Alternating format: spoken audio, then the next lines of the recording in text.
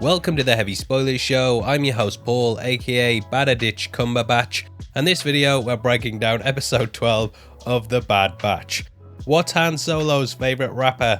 Two-packer. It's the way I tell him. Now the show is in its final quarter and it's been a blast from start to finish. In this video we're going to be breaking down the ins and outs of the latest release, including its Easter eggs, hidden details, and hints towards the bigger Star Wars canon. Full spoilers ahead, so if you haven't had a chance to check it out, then I highly suggest that you check out now. Like the video, then thumbs up you click, and subscribe you will if you think channel good is. So bad, but thank you for clicking this. Now let's get into the Bad Batch. Okay, so last week we travelled to Ryloth to see the Empire's aggressive expansion in full effect. Senator Tar had decided that he and the Twi'leks would be better under their rule, and after his first appearance in Attack of the Clones, he's pretty much been in place to represent the corrupt greed of the Senate. The last episode very much laid the seeds for the origins of Ghost and put the pieces in place as to why Hera would end up joining the rebels. There were lots of comments last week about how Hera had dropped her accent, and I kind of feel like this was put in place to show the distance between her and her father.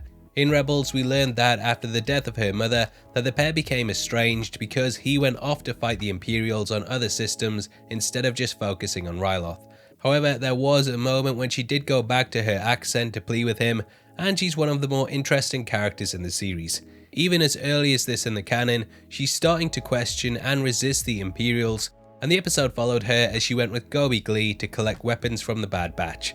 It ended with Rampart framing Champ for the attempted assassination of Senator Tar, and that should be you fully caught up. Now cut to the episode titled Rescue on Ryloth, and we start off with the planet looking slightly different to how it was last time. In the previous episode it was bright and sunny, whereas here a darkness reigns over it, showcasing the Empire's new occupation. I absolutely love it when Star Wars does subtle things like this, and this idea of a shadow encompassing all harkens back to A New Hope, and it was also repeated last week when Hera was sitting looking at the clouds. Later on in the episode we watch as probe droids roam the crowd with gunships pointed at the population, and it's a stark contrast from what we saw last week. We see that Cham and co are now in prison cells, which look very similar to the ones that Cad Bane had on his starship. The shield doors also look a lot like the ones that we saw at the end of The Phantom Menace, just before Qui-Gon became Qui-Gon, eh? Now we hear the French accents in full effect once more, and shoutouts to Simon A. Berman on Twitter for pointing out that this was put in place by George Lucas. I know some of you hate when I go off and do my war comparisons, but potentially this is to mimic the French resistance, who were of course one of the largest rebellions in the Second World War. They're called insurgents at points, but the Imperials forget that this is their home and that they are the invaders.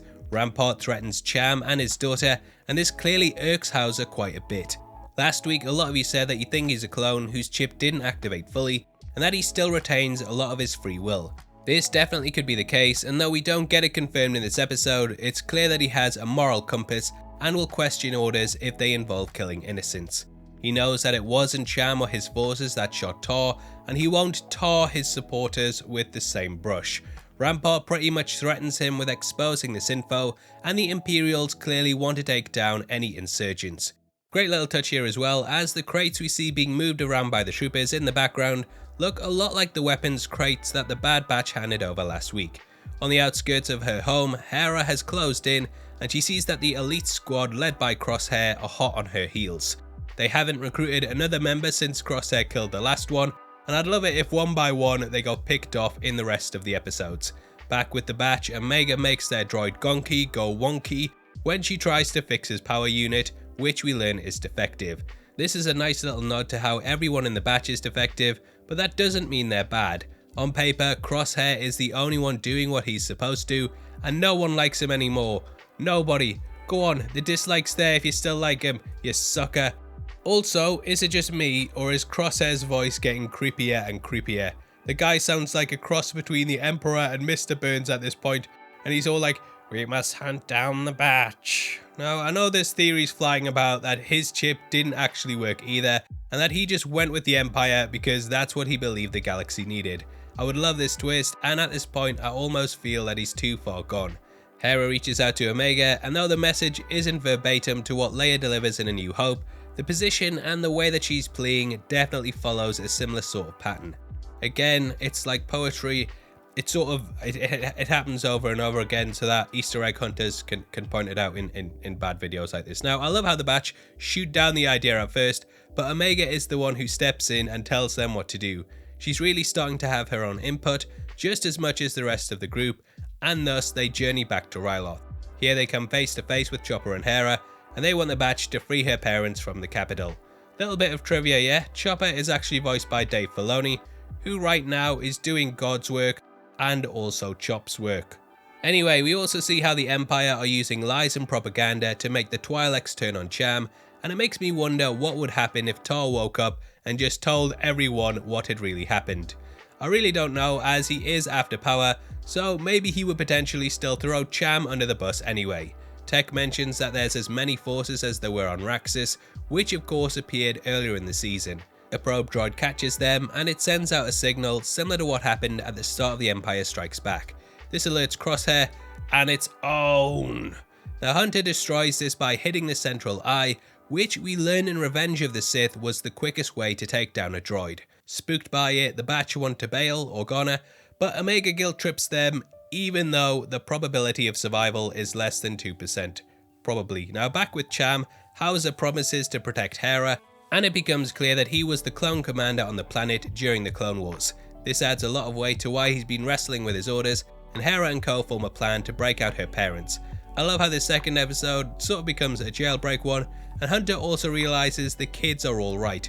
He decides to allow them to come on the mission, and we join them at the Dunium mining facility. As we mentioned last week, this material was used to build the Death Star, and it's clear that this is what the Imperials are actually after, rather than the peace and prosperity that they promise. Omega also refers to the batch as her brothers, and this is of course because they were clones, but beyond that, brothers is also used in the military to call people a band of brothers because of the bond that soldiers share. Chopper stealthily sneaks into the base and hacks their system using his power charge arm, which we've of course seen being burst out by R2-D2 at several points. It can be used to control tech points and please the ladies as it pushes all the buttons. Unfortunately, Chopper is caught and it's on Omega and Hera to go save the day. The pair hijack a shuttle and this gives Hera a chance to show off her piloting skills. Hera would of course go on to become one of the best pilots in the Rebel Alliance, and she was last seen in the game Star Wars Squadron by EA. She's in the game. Elsewhere, the batch scalar wall, that's really bad. Now elsewhere, the batch scalar wall, and you know what, I'm quite proud of that one. Now elsewhere, the batch scalar walls of the facility, and Hera helps not only to destroy the parts of the refinery, but she also buys them a distraction.